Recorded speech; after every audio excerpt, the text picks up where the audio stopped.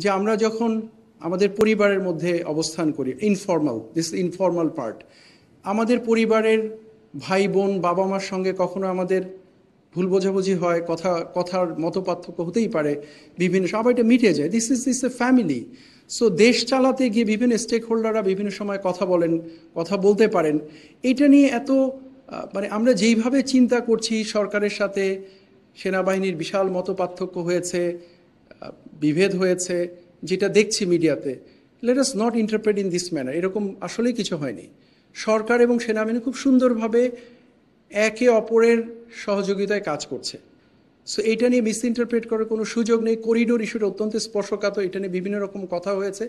Not to miss interpret, আমি যখন Bangladesh Myanmar border issue নিয়ে আরসা আরএসও নিয়ে কথা বলেছি, আমি কিন্তু করিডোর শব্দটা একবারও বলিনি। বলেছি আমি আপনাদেরকে, because that is a separate issue. Corridor is a separate issue. এটার সাথে বর্ডারের আরসা এবং আরএসও যে মুভমেন্ট, তাদের যে অস্ত্র নিয়ে এখানে চলাচল, এটার সাথে কোনো সম্পৃক্ততা নেই। সো আমি যদি সামারি করি, এটুকু বলবো যে let us think very simple. অনেক কমপ্লিকেটেড না চিন্তা করে আমরা যেন এটাকে এমনভাবে না দেখি যে সরকার সেনাবাহিনী ভিন্ন ভিন্ন চিন্তা করছে বা একে অপরের বিপরীতে দাঁড়িয়ে আছে।